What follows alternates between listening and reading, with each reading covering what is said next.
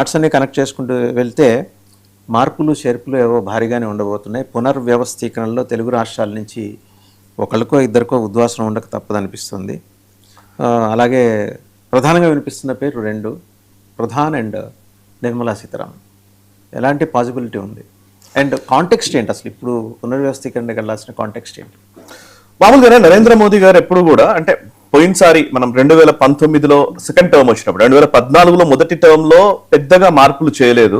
పెద్దగా అంటే ఒక మోదీ క్యాబినెట్ అనిపించే విధంగా కనిపించలేదు. సీనియర్లను అకామిడేట్ చేసుకున్నారు. సుష్మా స్వరాజ్ లాంటి వాళ్ళు, లేకపోతే ఈవెన్ అరుణ్ జైట్లీ లాంటి వాళ్ళు, చాలా ఎఫిషియంట్ పీపుల్ ఆల్రెడీ ఉన్నారు కాబట్టి అది నడిచింది. 2019 తర్వాత సెకండ్ టర్మ్ లోకి వచ్చిన తర్వాత నరేంద్ర మోదీ గారి క్యాబినెట్ రీషఫిల్ 2021లో జరిగింది. మనం 21 అంటే 2 సంవత్సరాల తర్వాత జరిగింది. సేమ్ జూలై 7th రోజున రీషఫిల్ చేశారు 2021. 19 ఎలక్షన్స్ తర్వాత 2 ఏళ్లకు రీషఫిల్ చేశారు.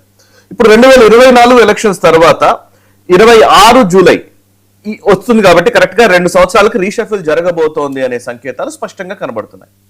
అందులో మేజర్ గా ఎందుకు ఇదంతా వస్తుంది అంటే కనుక, రాష్ట్రపతి ద్రౌపది ముర్ము గారిని ప్రధాని నరేంద్ర మోదీ గారు కలిశారు మొన్న. అండ్ హోంమంత్రి అమిత్ షా గారు ద్రౌపది ముర్ము గారిని కలిశారు. ఇంకోవైపు నితిన్ నబీన్, పార్టీ జాతీయ అధ్యక్షులైనటువంటి నితిన్ నబీన్, ఆయన తన టీం ఏర్పాటు చేసుకోవాలి. ఇంకా ఆయన టీం ఏర్పాటు కాలే.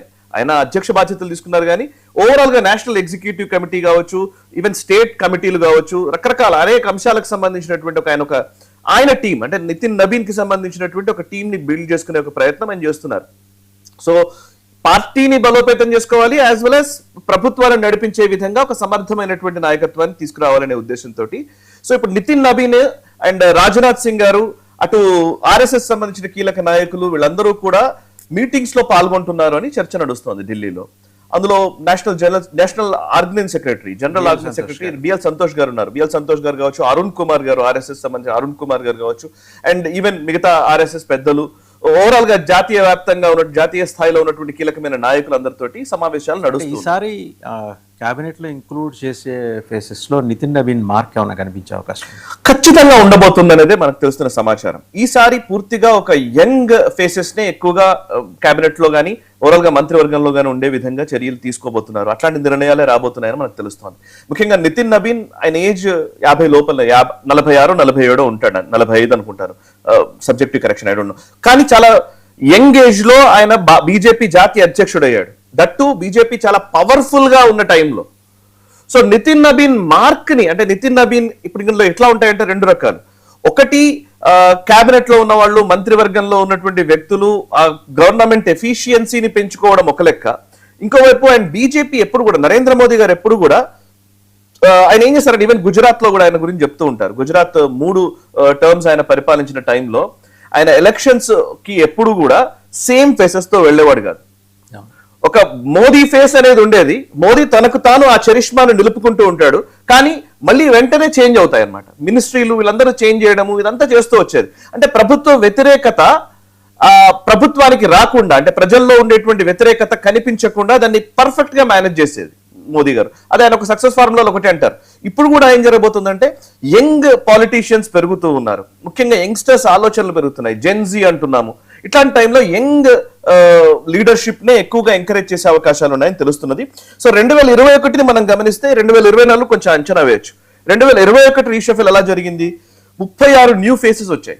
36 మంది కొత్త వాళ్ళకి అవకాశం ఇచ్చారట. అందులో 7 MOS లని కేబినెట్ ర్యాంక్ లోకి తీసుకొచ్చారు. అందులో ఈవెన్ కిషన్ రెడ్డి గారు ఉన్నారు. హోంశాఖ సహాయ మంత్రిగా ఉన్నటువంటి కిషన్ రెడ్డి గారికి చాలా కీలకమైన పోర్ట్ఫోలియోలు ఇచ్చారు. కల్చరల్ మినిస్ట్రీ, అదేవిధంగా టూరిజం, అదేవిధంగా donor, development of north east region కి సంబంధించిన మినిస్ట్రీ ఇచ్చారు. కిషన్ రెడ్డిని ఎలివేట్ చేశారు MOS నుంచి కేబినెట్ ర్యాంక్ కి. సో అండ్ ఆ తర్వాత ఇప్పుడు కేబినెట్ లో కొనసాగుతున్నారు. ఇప్పుడు మైనింగ్ మినిస్టర్ గా కొనసాగుతున్నారు. అండ్ గతంలో 2021లో జరిగినటువంటి కేబినెట్ రీషఫిల్ లో 8 మంది కొత్త వ్యక్తులకి కేబినెట్ మినిస్ట్రీ హోదా ఇచ్చారు. అందులోనే అశ్విని వైష్ణవ్, ఈవెన్ జ్యోతిరాదిత్య సింధియా ఇట్లాంటి వాళ్ళు కూడా వచ్చారు. సో ఒక రకంగా చెప్పాలంటే ఈసారి జరగబోయే కూర్పు ఇంకాస్త ముందుకెళితే, ఇంకాస్త నెక్స్ట్ లెవెల్ కి తీసుకెళ్లే అవకాశం కనబడుతోంది అంటున్నారు. అందులో ఇప్పుడు ఉన్నటువంటి కొన్ని పేర్లు వినబడుతున్నది ఏంటి అంటే కనుక, పంకజ్ చౌదరి అని, ఇప్పుడు ఆయన సెంట్రల్ MOS గా ఉన్నాడు. సెంట్రల్ మినిస్ట్రీలో ఏదో MOS బాధ్యతలు ఉన్నారు, అంటే సహాయ మంత్రిగా ఉన్నారు. ఆయన ఉత్తరప్రదేశ్ బీజేపీ ప్రెసిడెంట్ ని చేశారు. ఇప్పుడు నెక్స్ట్ ఇయర్ ఉత్తరప్రదేశ్ ఎలక్షన్స్ ఉన్నాయి. సో పంకజ్ చౌదరిని మంత్రివర్గం నుంచి తొలగించే అవకాశాలు ఉన్నాయని వినిపిస్తోంది. ఇంకోవైపు హర్ష్ మల్హోత్రా, ఆయనను కూడా ఢిల్లీ బీజేపీ అధ్యక్షుడిని చేశారు. సో ఆయనను కూడా తొలగించే అవకాశం ఉందని తెలుస్తోంది. ఇంకోవైపు నిర్మలా సీతారామన్ గారు ఫైనాన్స్ మినిస్టర్ గా చాలా సంవత్సరాల నుంచి కంటిన్యూ అవుతూ వస్తున్నారు. సో ఇప్పుడున్న పరిస్థితుల్లో కొంత అక్కడ మార్చే అవకాశం ఉందని, బికాస్ ఆర్థిక సంక్షోభము, ఆర్థిక అంశాల మీద కొంత వ్యతిరేకత వస్తున్న టైం అన్నది ఇప్పుడు మనం చూస్తూ ఉంటే చాలా. Whatever the decisions she has taken, అది కలెక్టివ్ డెసిషన్, అది cabinet. Obviously no doubt about it, but అంటే ఏంటంటే ఆ ఫీల్ బయటకి రాకూడదు. సో దాన్ని మార్చే ప్రయత్నం చేస్తారు అండ్ ఆమెను తగ్గించే పని చేయరు, ఆమెను ఇంకొంచెం ఎలివేట్ చేస్తారు. No doubt about it. Nirmala Sitharaman గారిని ఎలివేట్ చేస్తారు కానీ తగ్గించారు. కానీ ఆ ఎలివేషన్ లో భాగంగా ఆమెను శాఖ మార్పు ఉండే అవకాశం ఉందా అనేది ఒక కీలకమైన విషయం. శాఖ మార్పు ఉంటుందా లేకపోతే కంప్లీట్ గా పక్కన పెట్టావు తెలియదు, ఇప్పుడే మనం చెప్పలేం. బట్ నా ఉద్దేశం ఏంటంటే ఈసారి మోదీ ప్రభుత్వం రెండు అంశాలు చాలా కీలకంగా పెట్టుకుంది. ఒకటి యూత్, యంగ్ లీడర్షిప్ ని పెంచాలి, వాళ్ళని ఎంకరేజ్ చేయాలనేది.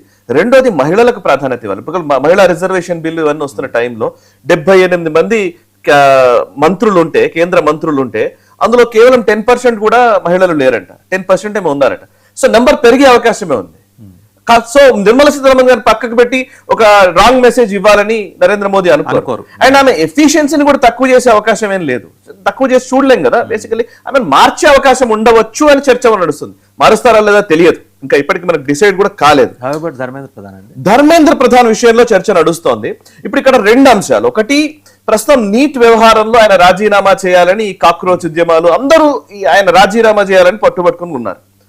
అయితే ధర్మేంద్ర ప్రధాన్ గారు నిజంగా ఆయన మినిస్టర్ గా ఎంతగా పనిచేస్తున్నారో ఒకవైపు ఉంటే, పార్టీ విజయ తీరాలకు చేరడంలో, ఆయా రాష్ట్రాల్లో పార్టీని గెలిపించడంలో ధర్మేంద్ర ప్రధాన్ పాత్ర చాలా కీలకం.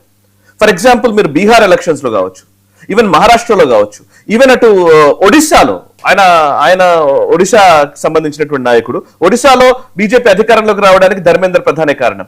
ఈవెన్ బెంగాల్లో బీజేపీ అధికారంలోకి రావడానికి ధర్మేంద్ర ప్రధానే కారణం. సో ఇప్పుడు ఎలాగూ ఇక్కడ మంత్రివర్గం నుంచి తీసేయాలని, మంత్రిగా రాజీనామా చేయాలని విమర్శలు వస్తున్న టైంలో ఆయనను తొలగించి పార్టీకి ఆయనను తీసుకెళ్లే అవకాశం కూడా ఉంది. బికాస్ నితిన్ నబీన్ టీంలోకి ధర్మేంద్ర ప్రధాన్ పంపించే అవకాశం కూడా లేకపోలేదు. సో అక్కడ ఆయన ఎక్కువగా వాడుకునే అవకాశం ఉంది. తెలుగు రాష్ట్రాల నుంచి ఒకసారి మాట్లాడాలి, ఇది చాలా ఇంట్రెస్టింగ్ అంశం. ఇప్పుడు ఇక్కడ అందరికీ చర్చ ఏంటంటే బండి సంజయ్ గారి గురించి మాట్లాడతారు.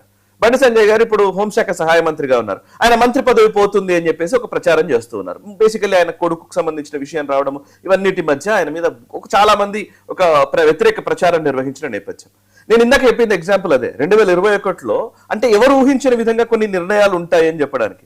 ఈవెన్ హోంశాఖ సహాయ మంత్రిగా ఉన్నటువంటి కిషన్ రెడ్డి గారిని క్యాబినెట్ లోకి తీసుకున్నారు గతంలో 2021లో, క్యాబినెట్ మినిస్టర్ చేశారు.